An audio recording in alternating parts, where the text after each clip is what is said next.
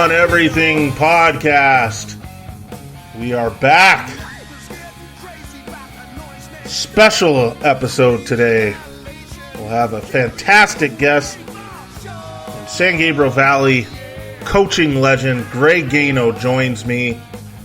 Again, the idea right now is, while we're all still in quarantine and hunkered down, is keep you guys informed, keep you guys entertained. And we have to do it because there's nothing really to look forward to yet. So we got to look back.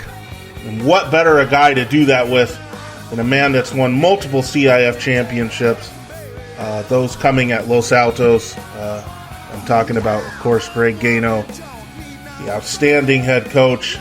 He will be joining me. We're going to have a very serious, interesting, fun, and informative look into his coaching career, specifically those great Los Altos teams. You guys are going to like this one. Stand by.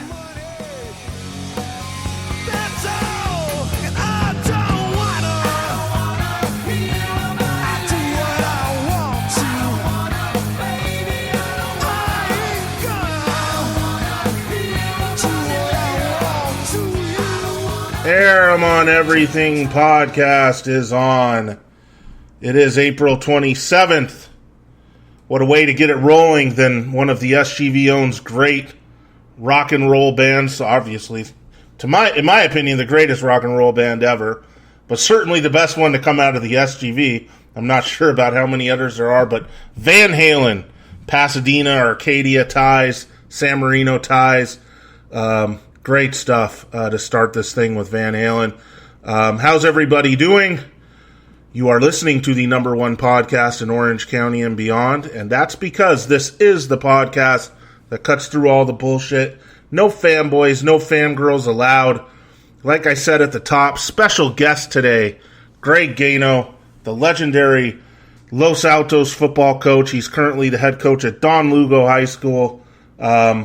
But you know where we're going with this. We got to look back at those great LA teams that he coached. Those great times coaching those fierce rivalry games with Charter Oak. The great players, Sean Cody, Brigham Harwell, Travis Brown, Felipe Aguilar, Chappelle Brown. The list goes on and on. Matt Castaneda. I got to shout you out, Matt, because I know you'd want that right there. We can't leave you out. Fantastic QB that played under Gano. So let's get right into it. Let's not wait any further. Coach Gano, are you there? I'm here. How's that for an intro, Aram? Coach? That was, well, I don't think I expected that much, but I don't think I deserve that. But I appreciate the words. And I'm just sitting here at home, hoping we have a season come up. I'm bored to death. And this is going to be a lot of fun. I appreciate your call. And whatever you wanted to ask, I'm going to answer. Beautiful. I appreciate you coming on. Like I said, all we got right now, Coach, with the future so uncertain, all we got right now are our memories. Nobody created better memories, really, than you did at Los Altos with some of those super teams, and we'll get into that. Coach, I got to start at the top. When I first, met you and started working with you and bugging you when I was at the Tribune, it was 2003.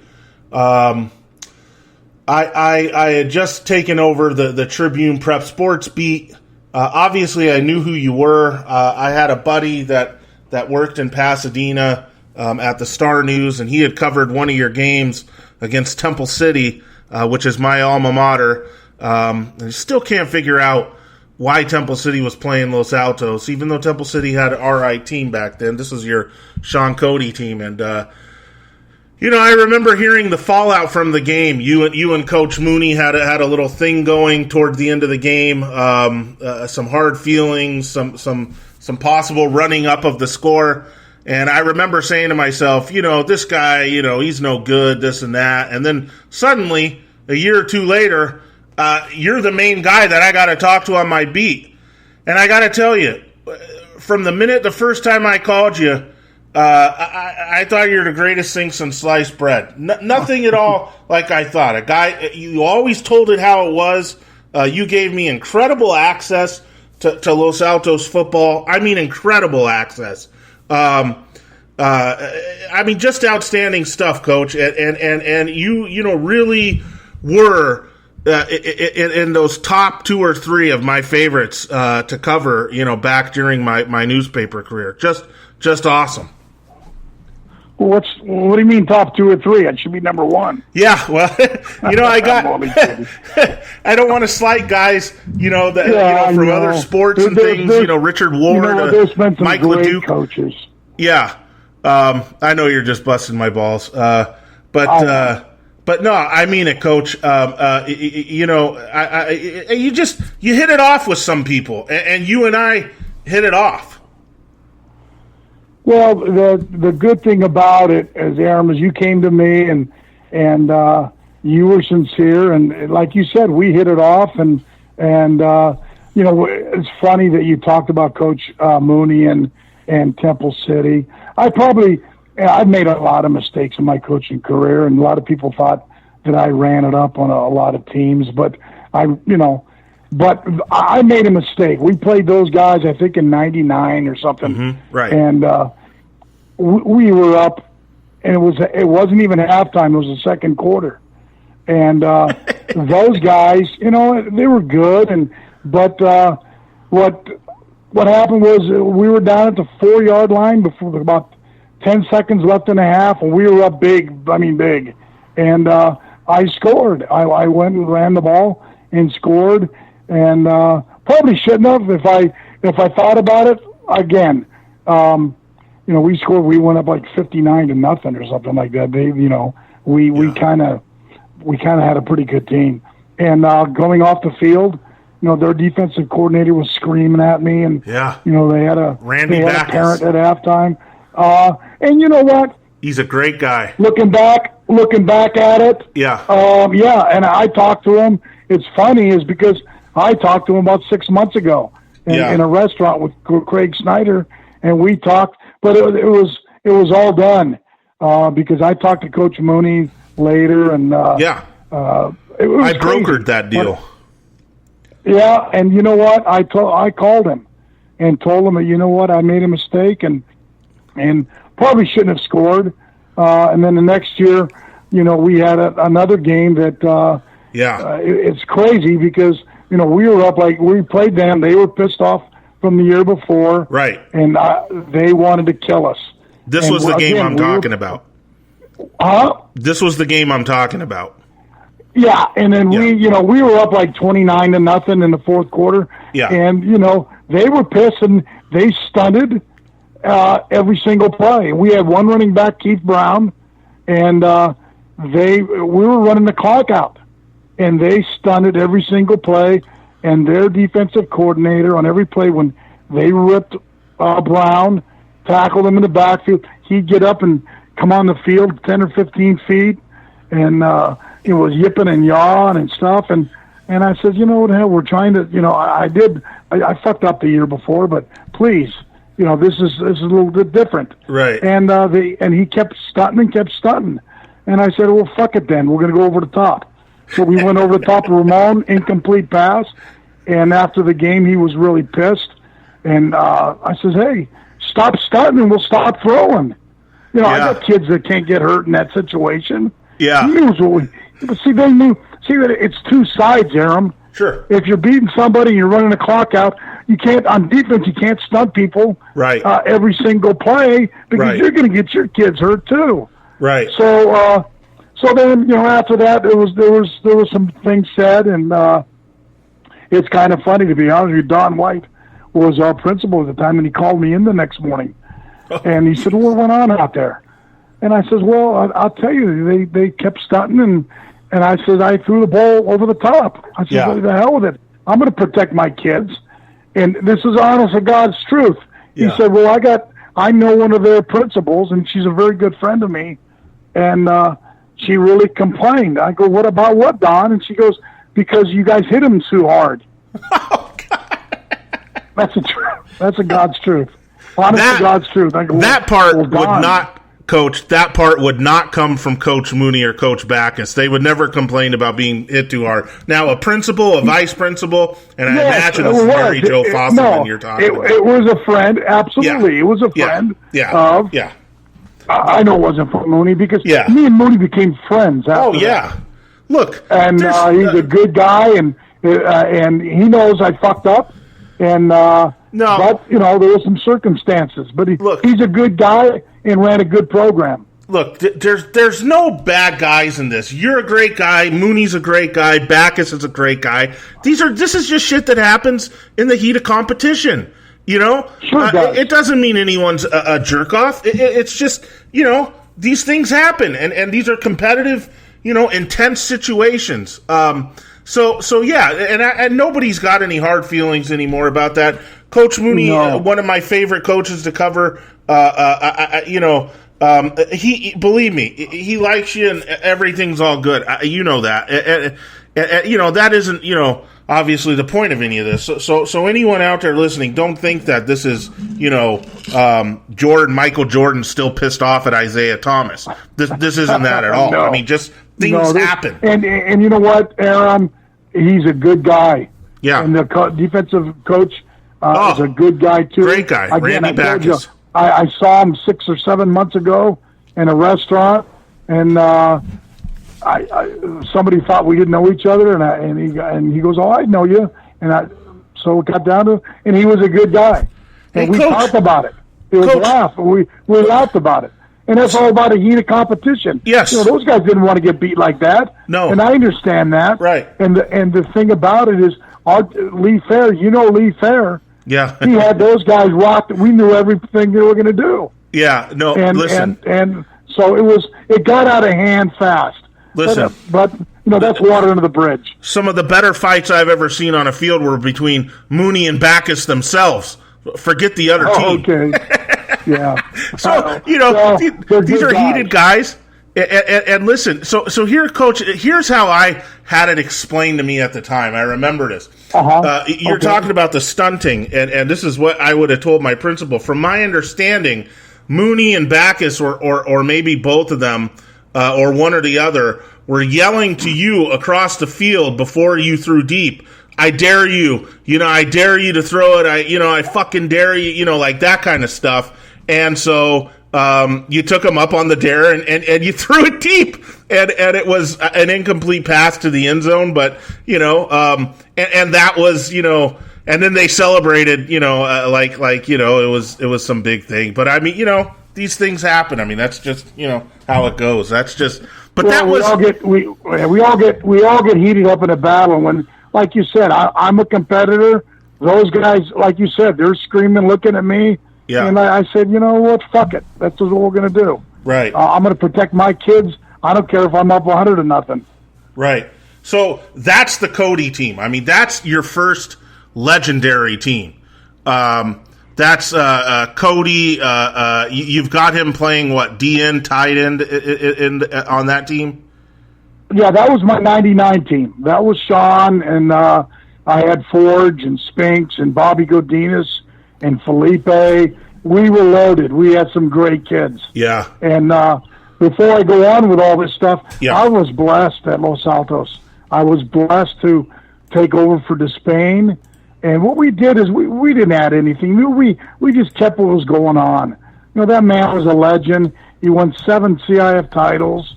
And we just kept what he was doing. John Howing was a big part of, in fact, he got me the job. Lee Fair. I had a great coaching staff and great kids. And when they came into the school as 8th graders, they believed they were going to win. They refused to lose. So that group, Cody, didn't Cody transfer in from Damien? This is what happened. Yeah. Cody was in our summer program. Okay. Okay. In 8th grade, he transferred. He was a Wilson kid. Yeah. In the area, but he was coming to Los Altos with Ramon, Fernie, and Felipe, and there was about 5 or 6 studs coming in. And what happened? He was in our summer camp, and his dad, I love him to death, good guy, But Sean was a basketball player too, and for some reason he wasn't going to get a shot, or our basketball coach said, you know what, I don't know if he's going to play varsity or whatever. And his dad says, well, I'm going to take him to Damien. And shit, I told his dad, I says, you know what, I understand what you're doing, but he always has a place here. If you take him to Damien, shit, I want him to shit my bricks. Did you know he was going to be that kind of player, coach, at that time? Could you tell this was going to be a monster? Well, he was real big, and he wasn't athletic. He was an athletic kid, but he was a big kid. But did I know? I never knew that he was going to be that way, but I knew he was going to be great, and it was a big loss to us. Yeah. And then for some reason, he was on the freshman and when I was at Damien, I heard the stories. And they got a coach over there that was a freshman coach that fucked it up. And Sean wanted to play a little running back, and this guy said no, and this, and he came right back to us. Yeah. So, I'm going, okay, thank you. So they were pissed. They never recovered from that. So he comes back as what, a sophomore? No, you know what? I think so. Yeah, as a sophomore.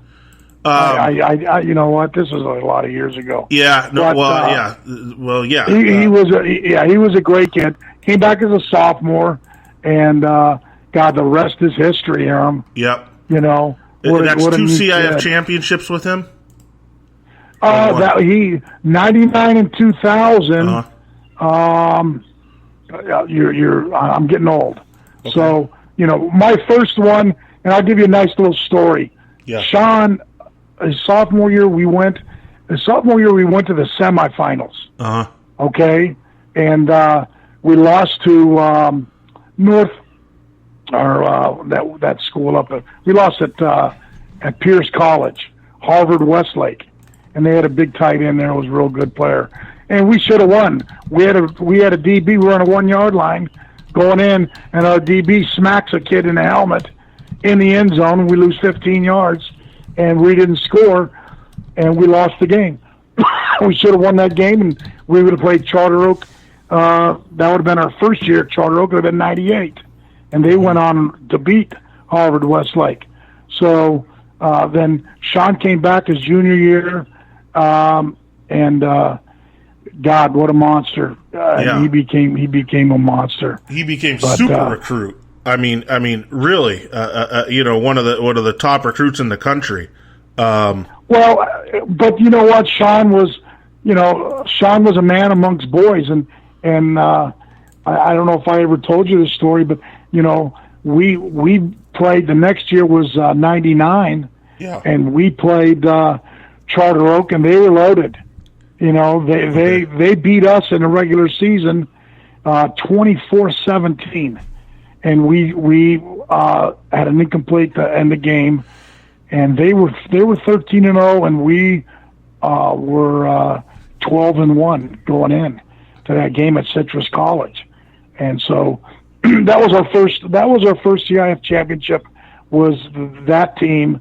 And what's great is you remember things with certain kids, and one of the great things I've ever heard of in my life, and I still brings me goosebumps, is we were on our way to Citrus College, yeah, and we went the long way. We took Irwindale Avenue all the way to Gladstone to Barranca, and we got to Barranca. I'm sitting in the front seat on the right side, and so I'm going to get up and I'm going to tell the kids, because we see Citrus, we're about a half a mile away, and me, I'm pumped up and I'm nervous, and Sean Cody is in the third seat to my left behind the driver. And so I'm going to get up. So I get up and say, okay, guys, we're going to be going in, boom, boom, this. And then Sean gets up and he says, Coach, he goes, would you do me a favor? You just stay relaxed and we'll take it from here. He goes, you just relax and enjoy this thing. And I had goosebumps. I go, oh shit, what do you do then? Yeah. So I got, okay, you're on, dude. Yeah. And we just smacked them 33-3. And Wow. Sean was unbelievable that day. The third play of the game, he kind of set the tempo when he just went right around the tackle. Greg Valenzuela was a quarterback. They were good. They had Jason David. They were loaded. Yeah. But let me tell you something. Everything that went right in that game went for us. Because they dropped a touchdown pass early, and we knocked Jason out of the game. Yeah. But we had every break, but we got them guys pretty good. That was the game that Jason David said he had a concussion and in the first half, and Lou Farrar, the late great, told him, I'm not letting you go back in. You're done, and that really had an impact on Jason David. Down the line, that here's a coach with his star player, and he's telling him, look, biggest game of the year. I'm not going to let you, ruin your health, for life here, to go back in. And obviously he didn't, and, rest is history. You guys win the game. Right. Yeah. You know what? Jason's a great kid. I've known him for a while. He's related to Keith, my buddy Keith Smith. So Yeah. we're friends, and I don't think I've ever talked to him about the game. When I say, I've seen him 10 or 12 times and been into over Keith's house with him, and we never mention that game, and we don't need to mention it. He's just a great kid. Had a great career at Washington State. Washington State, and went on with the Colts and won a Super Bowl. He's a good kid, and he was he was one of those great players of all time, and he was only 5'7". Yeah, he wasn't very good. Jason David, man, just a pure class act. I'll tell you, when I met him, obviously, when he was playing, that's a little bit before I got into the coverage area for the paper. But, the times I met him after his pro career, when he came back and he was helping kids out, having some, summer camps and stuff like that. Just when he gets on the field, it's like another thing. It's like he becomes he's even kind of like this afterwards. It's like all business, it's like, and the kids and whoever he's working with, even the pros and college guys he works with now, it's all business. It's serious. There's no fucking around. And I always really admired that. It showed people this is the level you got to get to, mentally. Forget that you're great athletically, but mentally you got to get here. And I just one thing I've always respected about the guy. Well, you know what? You take a look at his size, and he's not very big, but to be in the pros and play DB and have a career goes to show you what's inside that body. Yeah. And he, I every time he got the ball, scared shitless. Yeah. And, he was a great player, and he, like you said, he worked hard just like Keith did. Keith was one of the great players of all time at that place at Charter Oak. Yeah, but he's the same way. Yeah. Keith's still hanging on there. Same way. Yeah. And like you said, they help the community. Yeah. The moms, the dads, the whole family. Julie, outstanding. I tell Julie all the time, you raised a class act of a son. I mean, Keith Smith, anytime you need him, community-wise, he's there. It's outstanding, Well, what's funny is Keith dated Courtney. Yeah, and, your daughter, Courtney, right. Yes, and it was funny is because the little story is Keith wanted to take her to the prom, the Charter Oak prom, or homecoming, or whatever was a prom. Uh-huh. And Courtney goes, Dad, Keith Smith, Keith wants to take me. I go, okay, well, we'll check it out. And I knew Keith. So I went to Charter Oak, and Kathy Ward was the principal of Charter Oak. So I just drove over there the week of the prom. And I walked into Kathy Ward, and we knew. Kathy and me were very close. Oh, she's great. She respected me. Yeah. She was the best. That whole family, Salters. I mean, what a class act. Yep. That whole group of people. Yep. But I said, do me a favor, Kathy. Can you go to class because I go to a class with Keith's in, and you tell him that Dad's going to be watching. And it was funny because she got him right out of class, picked him out of class, took him and talked to him and said, Coach Gano was here, and he's very, I was never worried about anything with Keith, because they really liked each other. Yeah. But he was in shock, and he was scared shitless. And it was one of those things where, and Keith, to this day, Keith calls me Pops. Yeah. So, we have a great relationship. Again, you're talking about a kid that's a winner. Yeah. And they had some great players over there, but we'll get to that. Moved on, but that was funny, but Jason was a great player. And, when Jason left the football game at halftime and never came back. Well, I think he came back in the third quarter and he tried a couple runs, and, we stuffed him pretty good that night, to be honest with you. Yeah. And they gave him the ball 2 or 3 times, and we got him for losses, and he went out, and that didn't help him, to be for sure. No. But we were fortunate. We played great. They gave us a bunch of chances, and Jason went out, and that was big for us. Now, Coach, I got to tell you, I was messaging Coach Mooney while we were talking here. I told him, me and Coach Gano are in the middle of doing a pod right now. I messaged him over the phone, and he said he messaged back. He said, Gano, he said, would love to have some beers and talk about that 2-year war. And he says, okay, it wasn't much of a war. Pretty one-sided, but we were scrappy. That's what he said. Yeah, Coach Mooney. Well, I love Mooney. Yeah, he's a good dude. I talked to Mooney when we used to go meet at the CIF office for playoffs, and he was there. They made the playoffs, and I went up to him and says, "Hey, let's drop this." I apologize. That's why I apologized to him. Now wait a second. I said I fucked up. Wait a second.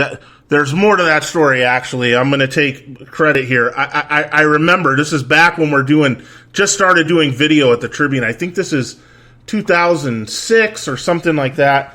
I said to you both on video, Coach Mooney, Coach Gano, you guys are 2 of my favorites. You got to be friends. And then the next thing, you guys were talking. So I took full credit for that, Coach. I said I brokered the biggest peace deal since Israel and Palestine in the 70s. With Carter or whatever that was. Well, you did a great job. Yeah, and I'm glad you did it because. Look, you know what? That's one thing I regret in my coaching career is scoring right before halftime against those guys. We should have took a knee. I'll be honest with you, and I'll tell everybody. And I said, one of their fans came out of the stands, came on our side, and I walked by and he called me an asshole. Wasn't me. No, it was one of their fans. I said, okay. This is back when Temple City had fans, Coach. Yeah. They had a nice little fan base, but you know what? He's a good man, and that's water under the bridge. And I'm glad it all came out. After he left, I appreciate your efforts on that too. After he left, the program was fucked. I mean, you've never been the same since. And you know what I'm talking about. I mean, the 70s, when you talk about the great programs in the San Gabriel Valley, people don't realize this. Obviously, Los Altos, which you were a part of, 11 championships, 4 of which you won. Dwayne Despain, the amazing years. Bishop Amat. Temple City, under Hitchcock in the 70s, Temple City was maybe the top program or one of them, around. And they kept winning games in the 80s, 90s, not CIF championships. But now, the program has fallen off the face of the earth. But yeah, I mean, back then, they still had some. And once Mooney left, that was it pretty much. It just. Well, I think Aram demographics has a big part of that. In the 70s, when Hitchcock made his run, he had an unbelievable run. And Temple City was like Glendora in the 70s. But I think demographics has taken its toll Coach, on not only his program, but a lot of programs. Yeah, it has. Coach, Temple City, 60s and 70s is white, working, middle-class people, okay? Sure they were. Into the 80s, it becomes white, Hispanic, still middle-class, and the demographics then really start to change. And you start to see, more Asians move into the San Gabriel Valley, and the demographics completely changed to Temple City, 90s into the 2000s, and it is what it is now. But I'll tell you something. San Marino had the same thing. Nearby San Marino had the same thing, and they just won a CIF championship in 15, I want to say. Yeah. So it is possible. It just doesn't. Well, you know what? You get a couple guys in, you get 3 or 4 guys in, it can make a difference. And the guy at San Marino did a hell of a job. Oh, yeah. He started Oak in the finals. Boy, that guy, Mike Hobby, he could not stand me, Coach. I'll tell you that much. Yeah, he did a great job. There's no question about that. Coach, fact, there was an assistant coach. I won't give you his name. I talked to him the day that they were going to play San Marino for the CIF championship. And Charter again, I'm not. Yeah, and they thought they were going to handle San Marino. I know. And they thought it was a done deal. And I'm thinking, well, you know what? You never go in think it's a done deal, buddy. No, because those guys aren't bad. And they got beat. They got beat. They were on another level smart, Coach, that San Marino team. And they had some big time guys. And I'll tell you the funny thing about them is there's no transfers on that team. Those guys all came up, went to the same junior high school I went to. They played flag football, which is interesting, and they won some championship playing flag football. Right. And they just knew what the hell to do. They just it's so interesting. And then Hobby just I give the guy credit. I know he didn't like me, and I wasn't much of a fan of him personally, but as a coach, wow. I mean, he was, and I know you were at that game at Citrus because I saw you up in the stands that night. Hobby a couple years earlier, they were a running team. They were playing San Dimas, those good Zernico teams, and it was a rainy, misty night at San Dimas. They're in the playoffs, and San Marino's running the ball for whatever they want on San Dimas, and for some reason, Hobby here and there keeps calling pass plays, and it's like almost every time they get intercepted. And they're doing that on what's going to be the winning drive. They're getting 5-6 yards of carry. They got this big running back. They had a great 1-2 punch at running back. And so he throws on that final drive, and San Dimas, of course, picks him off. And it was like, thank you very much for throwing, and San Dimas wins the game. So I questioned the play calling. Boy, and ever since then, Hobby just hit the fucking roof as far as me. We'd have reporters go to games to cover San Marino, and he would just, are you work for the same paper as Aram to Legion? Tell him to shove it up his ass and this and that. I mean, he just, boy, he really got sour at me. That's got nothing to do with anything, but since we somehow got on, I decided I'd tell you that. Sometimes you don't like questions, and sometimes it's a defensive. Get on the defensive about things like that, but hey, guess what? That's part of the game. That's part of your job. Yeah, is to ask questions like that, and oh well, right? Yeah, Coach, I remember one time you got mad at me too. I don't remember what it was. The question I asked, it was for some article. Do you remember this on the phone? And you told me something like you want to. No, it was about the blogs. Oh, it was about the blogs. The only time I ever got upset with you was the blogs, and we had a guy at Wilson that was at Wilson. So I forget his stupid ass name. Oh, are you talking about Schreiman? Yes. Oh, yeah, Christ. Schreiman. And that's the only time I got mad at you. Is that the time? No, I think I was writing an article and I called you and asked you something, about something, and you said, you want to,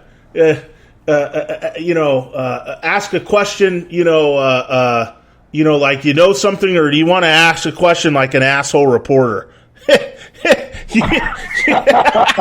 I don't know. See, but the thing is, you can talk to me like that. I don't know. But you can talk to me like that. Okay, that's the guys today. I don't know. I mean, Freddie, you could obviously talk to like that too. But newer guys and coaches, you know, you had these relationships, man. I go back to that Jordan documentary where he's standing there telling the media he's getting pissed off about having to answer the same question about are you retiring and this and that. And you exchange words and you have heated things, but the next day it's business as usual. These days, I don't think coaches level with the media the way, you know, you and I did. And I think grudges are held, you know, unlike how it was with us. Okay, Coach Gano got mad at me. Okay, tomorrow I'm calling him to ask him about the game. You know, I mean, what are you going to do? That's just how it is. Sure. You know, different era. I don't understand. I'm okay with that. Yeah, I mean, same here. Me and you never had a big problem. No. And from the get-go. No. And if I was pissed off at you or you thought I fucked up, you'd tell me. And I'd say, yeah. I don't remember ever thinking that, but... You know, the San Gabriel Valley Tribune, since I played at Azusa Pacific, and Steve Hunt was back there. Oh, late and great Gabe Steve Locks, and Gabe, and Fred, and Steve Ramirez. Yeah, Stevie. Those guys always have treated me good.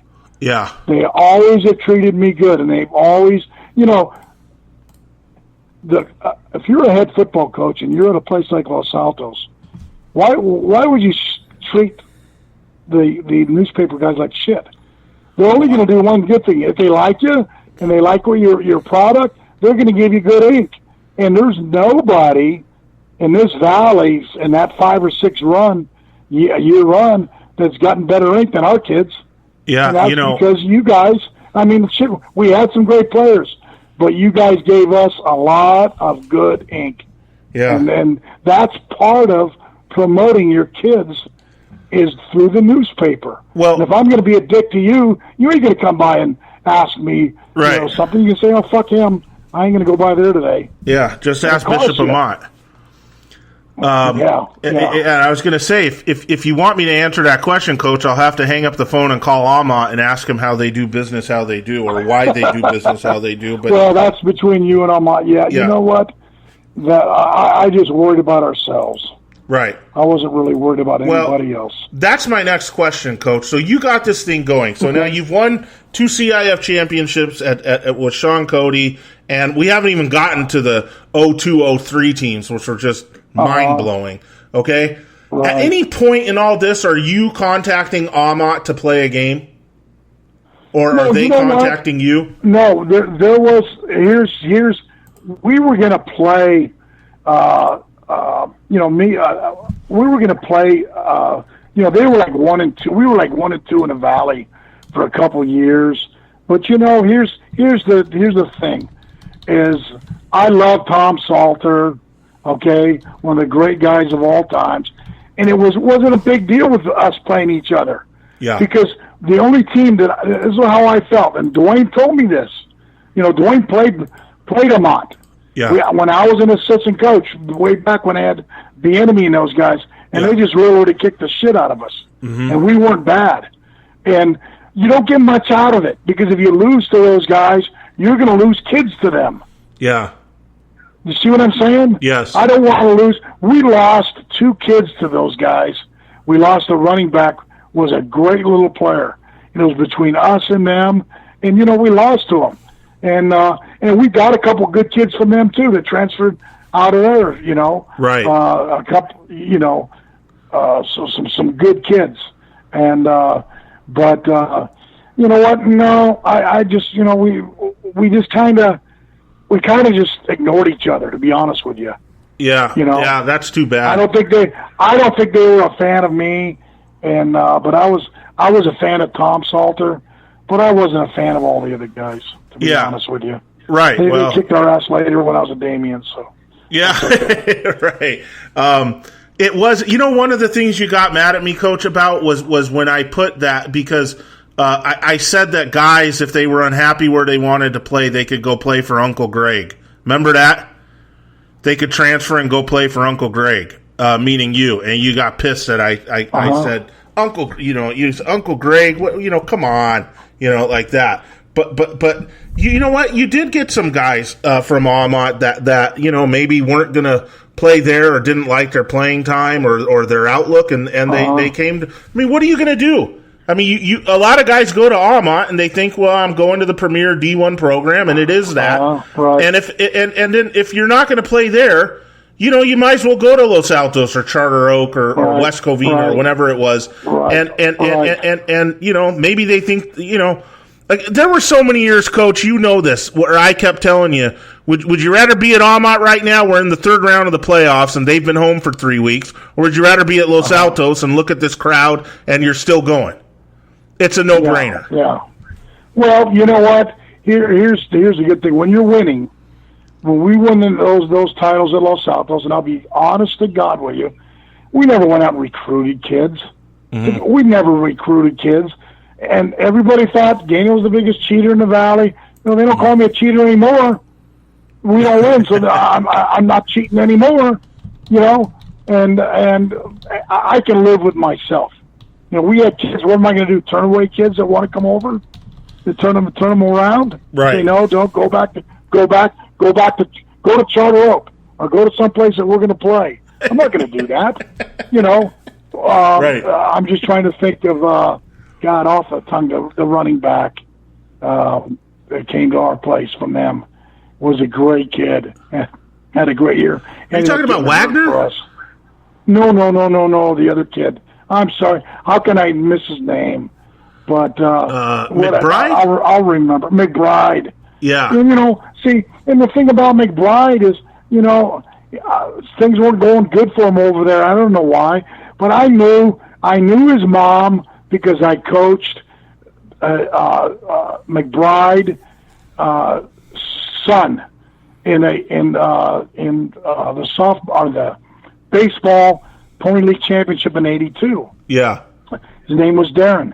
Great kid. So she knew me. Yeah. The daughter knew me. So they were going to go. They were looking to transfer him out at Bishop Mott, and they came to us. Right. And she goes, Coach, I know who you are. You coach my son, and guess what? He played for us. What was I going to do? Say no? Yeah, I'm not going to take him. Go ahead and go to South Hills. Yeah. But no. But it's funny when you don't win, you're not cheating. But if you win, you're cheating. But that's okay. That's all part of it, Aram. Yeah, all of part course of it is. Okay, so now we get to the next great LA team that you had. Coach, did you ever think after you won with that Cody team that you would ever have another juggernaut like that? You know what? I don't know. You never know. I mean, some guys coach for 20 years and they don't win one. Right. And here I am.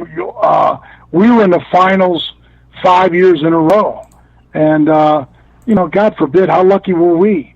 But we got a lot of breaks on the way. We played a couple games we shouldn't have won. We lost. I mean, we should have lost and we won. But it's all the kids make the breaks. The kids come up with the big plays. A great coaching staff I had, and we're very, very fortunate. In 2000, we won in '99, won it in 2000, and we were in the finals 2001 against Charter Oak again, and we lost 7-6. We missed about a 15-yard field goal with about 8 seconds left that went wide right, and and we lost. We lost Paul Cody that game. Paul Cody and a couple other kids. We lost. Sean's younger brother. Yeah. With a knee injury, and that killed us. But we weren't the team. In 2001, we had Sal and we had a great defense, but we didn't have the offense that could beat those guys. Right. So again, here comes 2002. Okay. You've got Daniel Drayton. You've got Randall Brown. You've got Brigham Harwell. These guys are juniors now. You've got Travis Brown, who's the current head coach at Los Altos. They're a great dude. you've got a loaded team, Coach. And who was the QB of that team? Was that Ortiz just by himself? That was Ortiz. Okay, just by himself. Okay, so Carlos, that's before Sandella. No, that wasn't Ortiz. That was Carlos Aroñez. Oh, okay. It wasn't all Ortiz. right. It was Carlos. Okay. And Carlos, what a great kid. What Carlos did with that team, he was a great general. Couldn't throw a lick. But I'll tell you what, in the finals, he couldn't throw a lick. If he could throw anybody, see, remember we lost a great player to modern day, Sergio Santos. Yeah, that would have been a quarterback that year. Yeah, we had Sergio. He went to modern day to play baseball, and there's some other shit about that why he left, and I won't get into, but but he. We would have won. There's no way we would have lost it that year, because if he was our quarterback that year in 2001, we wouldn't have been held to 6 points with that kid. Right. He was a great quarterback, and that stuff happens. Right. So 2002, you win it all, and now coming into that 2003 season, it's like all of the spotlight isn't just the San Gabriel Valley anymore. It's like all of SoCal, I remember, knows, this Los Altos team is like a top 5 team in Southern California. Harwell's getting all the ink. He's one of the top 10 recruits in the country. I mean, it was, 5-star, just unbelievable. You have other guys, getting offers and interest and all that stuff. What was it like, Coach, going into, you're loaded. You're absolutely fucking loaded with that team. You've come off a CIF championship, and now you're going into that 03 season. How exciting was that? Well, when we played in 2002, when we played Foothill, they were like number 1 ranked team in Orange County. They were loaded. Mm-hmm. And we were at Anaheim Stadium, and they introduced the players. And all of a sudden they introduced our starters, okay? And I'm thinking, oh, shit, he's a junior. And all of a sudden they go, junior. And all of a sudden, like, 9 out of the 11 guys were juniors. And I went, shit. I go, we're going to be pretty good next year. Yeah, you're thinking, I'm going to be right back here next year, standing right in this spot. Well, here's the thing. You quoted me on this, I think, is it's not being popped off, or I wasn't a pop-off, okay? No. I made a remark to you, and it was in a newspaper, and I said, I told you before the 2003 team, I go, the only team that can beat us in our division is ourselves. Yeah. And I really, truly meant that. Yeah. I go, because I thought we were the best. And, Orange Lutheran, they were loaded. Yeah. They had a great team. And, they could have beat you. But we had a kid. We got a kid, Tawalau, who transferred in. Yeah. And he was a cousin of one of our kids. Right. He was, I'll tell you what, I think it was the Emerson coaches over, not Compton, but Dominguez? The other school. Dominguez. Yeah. And I got a phone call from those, I guess the brothers were coaches, or the father and the son. Great guys. Yeah. And we played those guys in 7-on-7. We battled them. It was crazy during that summer. Yeah. And he called me, he goes, Coach, I got a player for you that needs to get out of here. He's actually supposed to be at Compton. And he's got a cousin that lives over with you guys.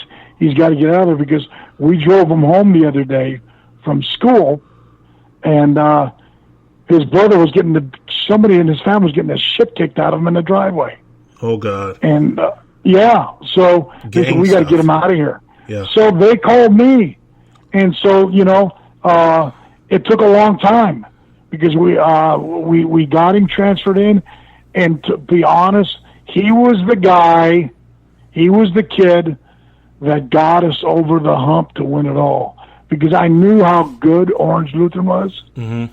And we needed a guy to just get us over the hump. I'm talking about, when I say over the hump against Orange Lutheran, I'm talking about a field goal, okay? Because they were that good. Yeah. And this guy, And if you saw that finals, you saw Tao. I was there. What he did. Yeah. And he was a man amongst boys. Well, I'll tell you what, Coach Daniel Drayton may have something to say about what you just said, but go on. Yeah, but I mean, he made some plays that were unbelievable. Yeah, and Tao Allo was a DB wide receiver, right? Yes, he was. Yeah, but he was. He picked off a ball in the end zone. He caught a bomb. He was unbelievable that night.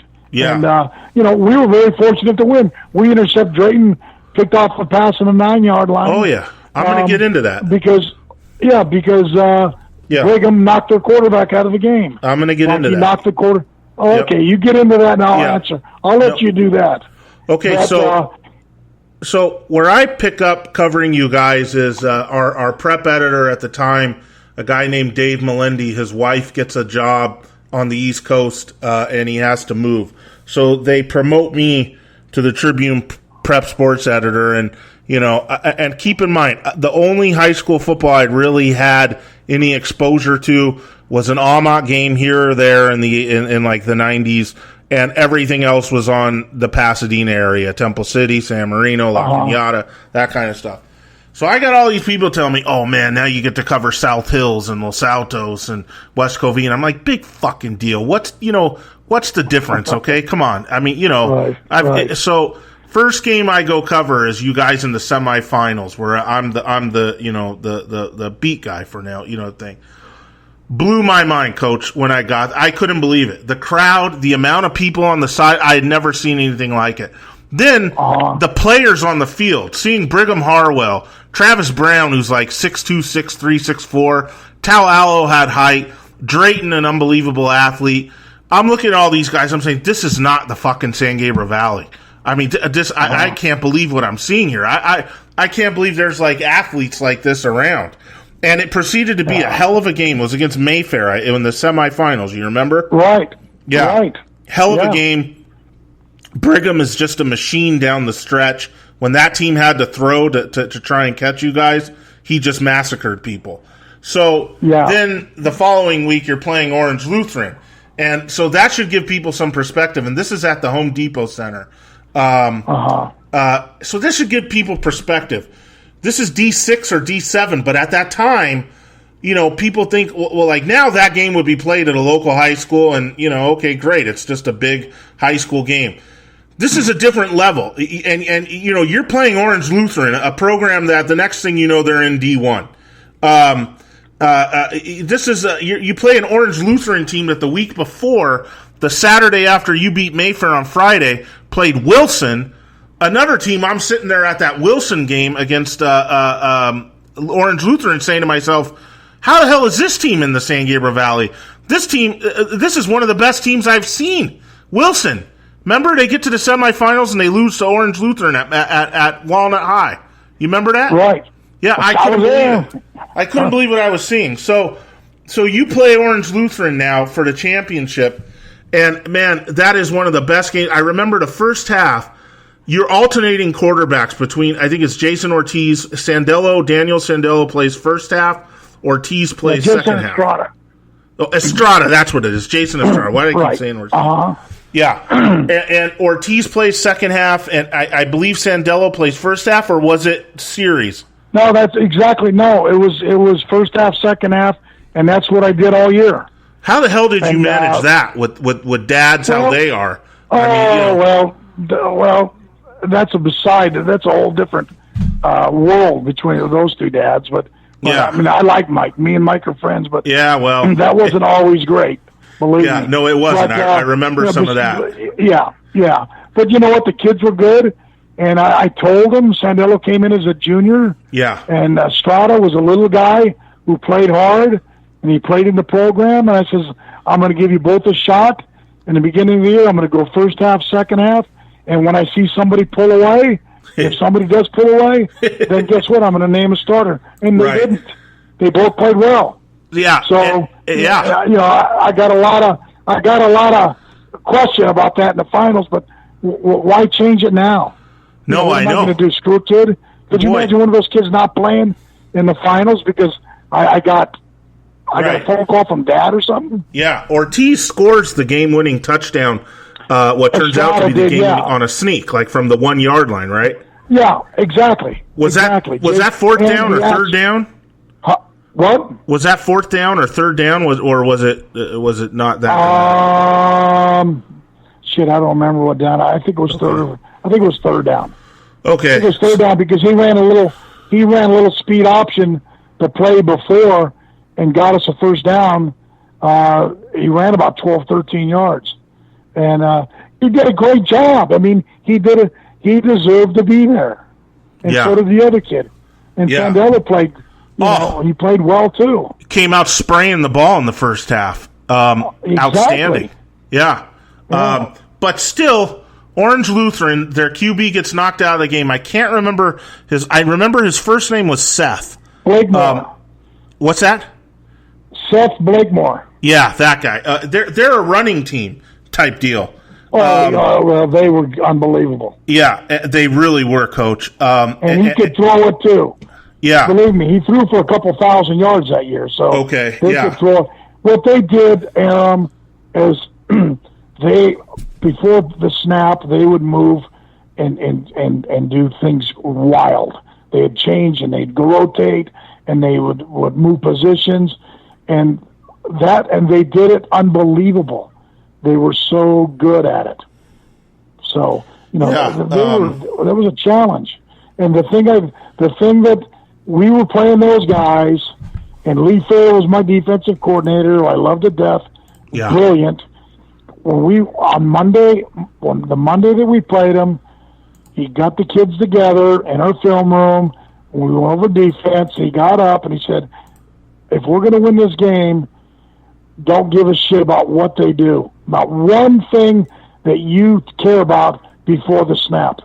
Let them do all this bullshit. Let them do all this stuff. We're just going to play in the snap of the ball and don't get mesmerized by what they're doing and confused. And our kids didn't. And that was huge for us. Yeah. Coach, I remember I remember hearing from Travis Brown. This is before the championship game, obviously. I think it's way earlier in the season. That team, if you could just tell the story about how you kicked them off the practice field and what happened after that. Oh, okay. Well, maybe once a year or something, I do that anyway. So just to wake them up. But this is the only team that came back, and what happened was, we were good. We were probably like 6-0, and we was getting a little bit full of ourselves, and so we were having a shitty practice, and it was really shitty. So about maybe 20 minutes into the practice, I got them together and go get off the field, get the hell out of here. Wow. You don't want to practice? Get the hell out of here. And they go, no. I said, get the fuck off the field. Uh-oh. And yeah, it was bad. Yeah. And they, and this, you're talking about Drayton and Armando. So we're talking about some great kids. Yeah. So what we did is all of a sudden 10 minutes later, and this was the south part of the field. I see 10 minutes later, I see all our kids lined up to go on the field in a line. And I said, what the hell are they doing? So all of a sudden, they come out on the other side of the field and they do all their calisthenics and come out the way that, like, pregame shit. Unreal. And they ran their own practice. The captains. And it was unbelievable. The captains. Yeah. And that was Randall. And when you win titles, as lucky as we were, you need some guys that refuse to lose. Yes. You need 4 or 5 guys that absolutely refuse to lose.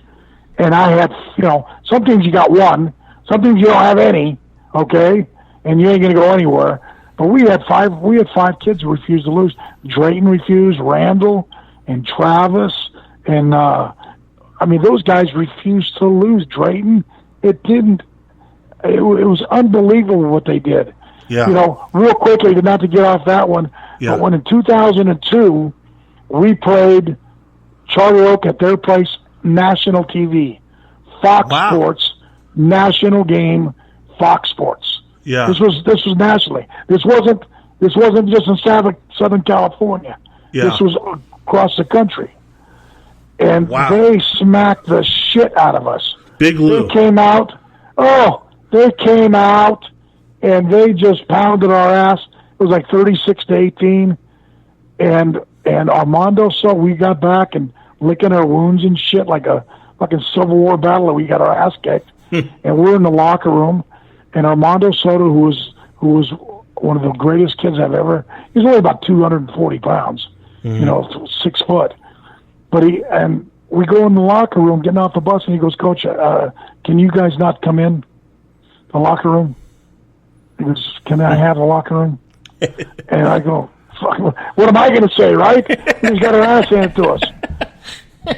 Okay, so no coaches walked in. Well, they're in there half an hour. And all of a sudden, that was our only loss of the year. We never, and I asked the guy later, a kid, I go, "What did Armando do?" And Armando Soto says, "Coach, you got us in a room," and said how embarrassed he was, how embarrassed it was for himself and ourselves. And he goes, if we ever play a game like that, he's going to beat the shit out of every one of them. Every kid. And that's what, and we never lost another game. Yeah. And so, you know, you got to have kids like that. And then he was one of the big players against Foothill that was, he knocked the kid out of the game, the quarterback. But, I mean, we had some great kids. Kevin Montano and, we had the kids, we had some kids. And the little guys that came through. Right. Yeah. But those are the years that you have those kids. Well, I'll tell you, so 2003 season ends with Orange Lutheran. They're driving for the winning score. And we all think in the press box, all the guys up there, myself included, covering it, you're about to lose this game. And Orange Lutheran runs a wheel route out of the backfield. And somehow, some way, maybe you can shed light on this. For some reason, Drayton, I guess, tracks the play. They throw it to the end zone to the guy on the wheel. Drayton goes in front of the guy, intercepts the ball. Dramatic as hell. It's snatching a defeat from the jaws, or snatching victory from the jaws of defeat. And because of that, you win the game. Unbelievable finish. One of the best games I've ever seen. Well, we had those guys before that, a little bit before that.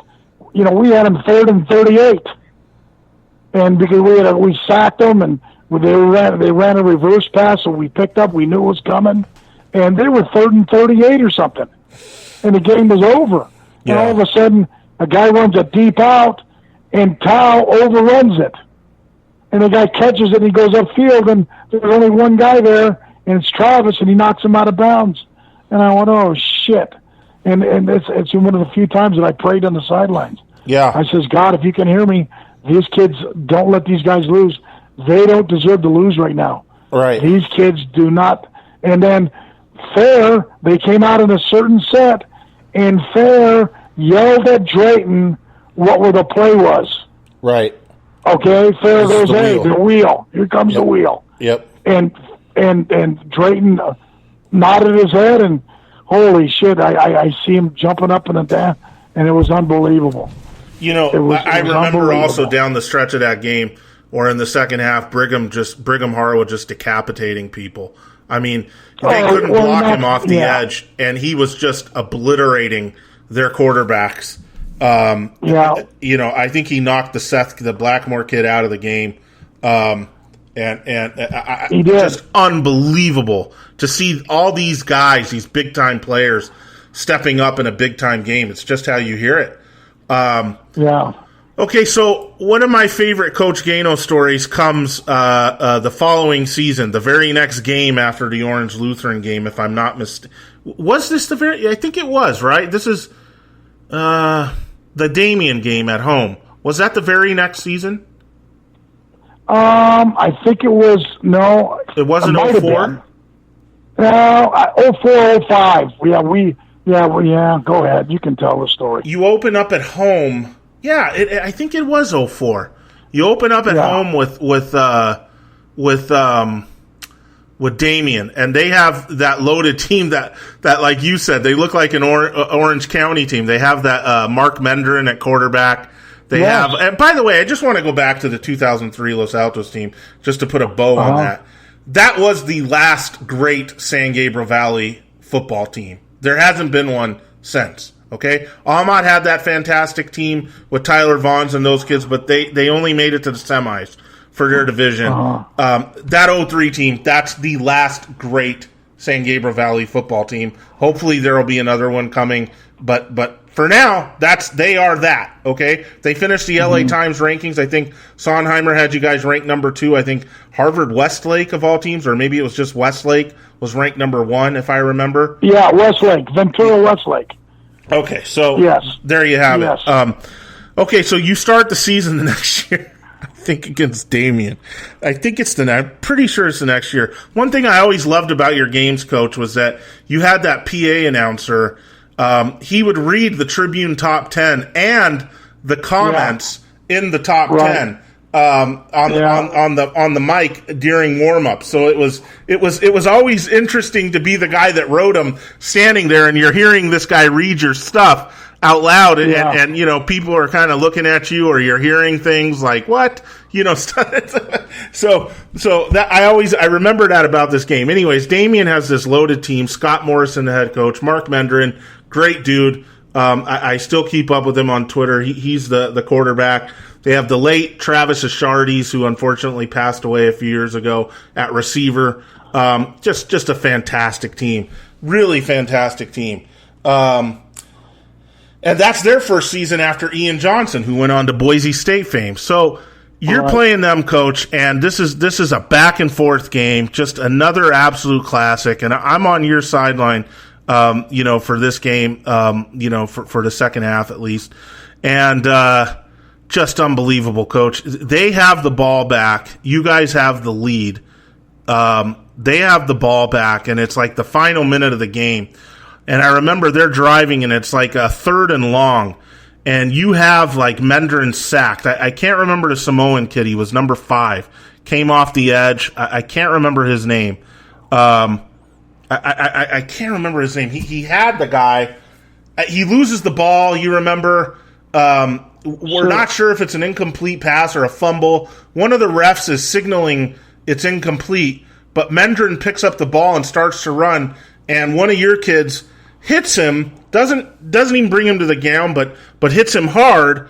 And, you know, half the refs are playing like it's a fumble, half the refs are playing like it's an incomplete pass, and they throw a flag on you for that. Well, what happened, Aram, you're right. It was like 3rd and long, and we came off the edge, and their quarterback was going to throw a ball to the right side, and we ear-holed him, and the ball went flying out of his hands towards their sideline backwards. Right. Almost to their sideline. Right. And the official blows it dead because he thinks it's an incomplete pass. Yeah. And what happened was our linebacker and their running back goes to jump on the ball because they think it's live, and we both jump on it. Our kid was later than their kid, and they called us for a 15-yard penalty. Yeah. Yeah, okay, that's okay. That's it. Okay, so I needed some corrections. And that's okay. Yeah, okay. But so it doesn't matter. It's still go ahead. Right. At the time, they're barely into Los Altos territory, but now with that penalty, it's going to move them up beautifully, right? You know, way down to like They're down by 2. Yeah. And they got a field goal kicker that was unbelievable. Yeah. So me and Scott, you know, we were competitors against each other. Right. And we knew each other very good. And so, yeah, he wanted to beat me, and I wanted to beat him. Okay, well, don't get to that part yet. Okay, so after they call the penalty, which, you know, which is going to move the ball now like down to the 20 or something, you are irate, okay? You absolutely lose your mind. And I remember they let you motherfuck every one of the refs in that crew. You got to stand out 5-10 yards onto the field and have every one of those guys come over and get chewed out. And like I said, a regular coach, a third-year coach, isn't going to get that. He's going to be sent to the locker room and another penalty added on. But Coach, because of who you are, I think they just, they knew they fucked up, and they let you chew out all of them one by one. And like I said, I've told you this before, the only guy I've ever seen get that same treatment was Mike LeDuc in a CIF semifinals basketball game where they called a horrible traveling call when he was at Glendora on one of his players on a made three-pointer that nullified it. And he got to delay the game by like 5-10 minutes, chewing out literally every ref in the crew. I mean, he got to chew them all out. Didn't change anything, but same with you. You got to chew those guys out. Do you remember anything you said? Well, do I remember? Well, I'll tell you what, Jim Johnson was a great friend of mine. Yeah. He was on our side. And so when they made that call, they gave him a first down, probably about the 12-yard line. Okay, maybe it was at the 12. Yeah. Okay, well, that doesn't matter. Yeah. But I went ballistic, and I tell you what, Aram, I saw, when you get hit in the head and you see thousands of stars, yeah, I was screaming so loud, I think I lost about 3 years of my life. Yeah, blood pressure. 5 minutes. Yeah. There's no question. Yeah. I thought I did. It took me a week to recover just from that yelling. Right. But I don't know if I cussed or not. Did I cuss? Well, you did in a second, because what happens after that is, long story short, Damien gets down inside the 5-yard line. They shun the field goal for whatever reason. Right. They decide they're going to run the ball in. Ass. What's that? Yeah, they're going to beat your ass. And I'll let you I'll let you tell your side of this. I just want to conclude the story. Their running back fumbles the ball into the end zone, and Coach Howling's kid, number 11, as I recall, Ryan, falls on it in the end zone to recover it and saves the game. And so you were so pissed still leading up to, because it was even after you chewed out the refs, there were 2 or 3 or 4 plays after that, and you kept going, and you were still so pissed about that call that you were still going, I think probably up until the point the kid fell on the ball and recovered it. And after he does, you turn and you look at me and you say, "That's poetic fucking justice, man." Yeah. That's my favorite Coach Gano story right there. That's poetic fucking justice, man. Yeah, I did say that. What do you recall about the end of that game? Huh? What do you recall about the end of the game? I know you were saying stuff about Morrison and how he wanted to, No, it was a personal battle between us because we knew each other. Yeah. His wife worked with my wife, and it became personal. So I didn't want to lose to him. We had no business on the field with those guys that year. They were very good. No business, I felt bad. The receiver passed away a couple of years later, and I got to know his dad, and it was sad. It was sad. Yeah. But those kids were great kids. Oh, awesome kids. Awesome group. They were great kids. Yeah, and they took care of you the next year, Coach, at Damien. They what? They took care of you the next year at Damien. Yeah. They got it back. Yeah. They got it back the next year at Damien. You played the following year at Damien. They got us, and then we got. I think we played each other 4 times, and we got them 3. Yeah, those were such fun games. But oh well, that's water on the bridge. Yeah, those were such fun games. Well, Coach, we could go on and on for hours and everything. You're now at Don Lugo. Obviously, we always wonder if you're going to, turn that place into a powerhouse and have another Los Altos-like team. But honestly, you've won 4 CIF championships. You've coached amazing guys, countless league titles, bunch of games. Is it really that? At this point, is it really that same thing about winning championships? I know you want to, but now is it more about developing and helping kids and just being out there with the kids? Has it changed at all? Since you've kind of been there and done that multiple times? Well, you know what? To be honest with you, you always want to win another title. Mm-hmm. But I want to win another title for my kids, not for me. Mm-hmm. It's for my coaches. I got 4. I've been blessed to be. I'm being very honest with you. We were in the finals at Don Lugo a couple of years ago against Almadena. Yeah. And we were in the semis the year before.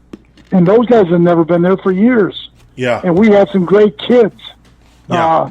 It's almost the same type of kids that I had at Northview at Don Lugo. And I love those kids. We're small, our AD calls them the little mini Mexicans, because we play tough. Yeah. And so, we got to I'm gonna do this 2 more years. This is it.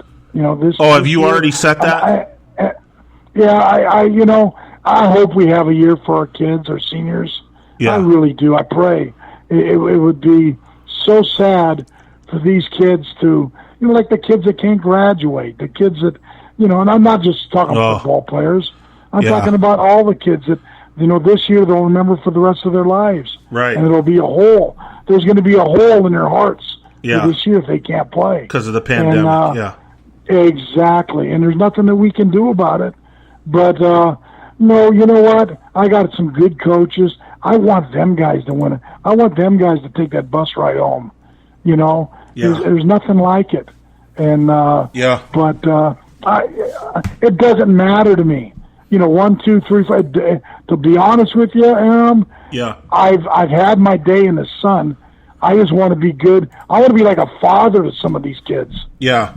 Okay. Right. Some of these kids don't have dads at home, and they don't have it. And if I can reach out and become a dad to one of them, a father, that's what I'm in it for. It's a payback. Well put, I'm Coach. paying back. I'm paying back for what happened to me when I was in high school. Right. And what was great, Aram, that I got to do with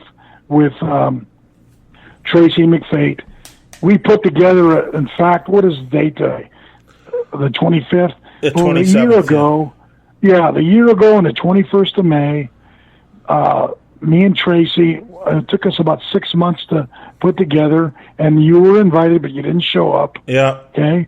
I know. Is a dinner with all the old coaches that's been in the San Gabriel Valley with the Foothill Citrus and the referees, the officials.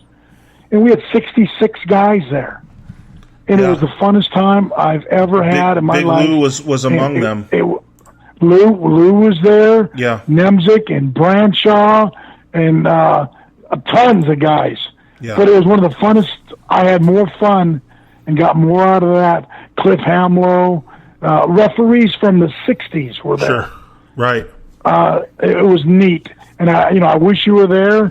And I think it would have sent a message to you about how these older guys really meant a lot to us. Well, thank you, Coach. If I wasn't going through some things, I would have been. But that's a screw up on my part. But it is what it is. I'm glad you all had a great time, and Big Lou was able to rap with some of his colleagues. Sure, absolutely. It was actually, to be very honest, it was one of the reasons why we did it, because we knew Lou didn't have a lot of time left. Right. And it was kind of a way to honor him too, along with everybody else. I'll tell you, Coach. There's a documentary years ago that ESPN did on Secretariat, and this goes back to my question about why still do it. You've already been there and back multiple times, and this and that. And at the end, they talked to one of the breeding managers, that helped breed Secretariat, the great racehorse, and the guy says, you have a great horse like that, and you come back every year hoping that you'll have another one, but deep down in your heart that you won't. That right. Was that. He says, you'll right. never see another one like it, and mm-hmm. You got to see 2 of them, which is great. Your Cody teams and Felipe Aguilar teams, and then your 02-03 teams that were loaded, and And Right. the mark of a great coach is not fucking it up when you have the goods and you deliver. You don't screw it up. And that's exactly what you did. And I will just leave everyone, forget about, what a great coach you are. You're an even greater person, Coach. My sister a few years ago got sick. And I don't mean to get emotional here, but you sent, a priest when you were at Damien over to the hospital, and to pray with her, and you checked on her quite a bit, and fortunately she recovered. But that meant the absolute world to me. And you know what? If anyone ever asks me about you, that would be what I tell them about, not the championships. So, you mean a lot to me, Coach, and you mean a lot to a lot of people, and I'm so honored to have had you on. Well, you know what? I remember talking to your sister a couple times on the phone, and but that's the least that we can do. It was Father Charles from Damien, who's still a good friend, and we talk, and we have a great relationship. And I'm not the holiest guy in the world, but when it comes down to trying to do the things you just do, Steve Bogan's my best friend. Yeah. And he's a very spiritual guy. Yeah. And we talk, and he goes, you know what, Coach? He goes, you don't have to go to church every day. You don't have to. God knows what you do. Right. God knows what you've done for kids. Sure. And it makes me feel good, Right. And, but I appreciate, Aram, the time that you've given us as a school, and I'm glad to do this, and you're a good man. That's the bottom line is you're a good man, and we appreciate everything you've done. Well, thank you. So are you, and I know it. a lot of people feel that way. And God, man, there's so many other things we could have talked about, but we're already way past an hour here. So that means we're going to have you on again. Well, have me on any time. Yeah, 'cause I got a couple good stories for you left, but I appreciate it. And it was, I'm sitting here at the house, bored to death. You called me up, and I said, "Shit, absolutely, I'd do it." Yeah, that's great. And, if there's any young coaches out there that pick up on any of this stuff, so be it. I hope they do. Yeah, I hope. I was blessed. I was blessed with taking over for a great coach, a great program, having great coaches, and guess what? Having kids that refuse to lose. Yeah, there's nothing better than that. Yeah, absolutely. All right, Coach. Well, we'll let you go, but I want to thank you again, and we'll have to have you on again, hopefully sooner than later, because, like I said, there's even more things to talk about. Believe it or not. Sure, absolutely, Aram. It was my pleasure, and thank you for the time. Yeah, thank you, Coach. Okay, bud. All right, that was Coach Greg Gano, the legendary former head coach of Los Altos, 4 CIF championships, just unbelievable stories. Like I said, we are trying to help everybody, and help ourselves, really. You just heard from Coach Gano. He's sitting at home bored. I'm certainly in the same boat. I know a lot of you guys are too. We're just trying to help each other get through the current rough situation, so that we can move forward and really enjoy the future whenever that resumes again. There's tons of new memories to be made, and I'm sure we'll make them. And, in the meantime, the best thing to do, I think, is just kind of look back. Look back on some special moments, give you guys some great insights from those moments,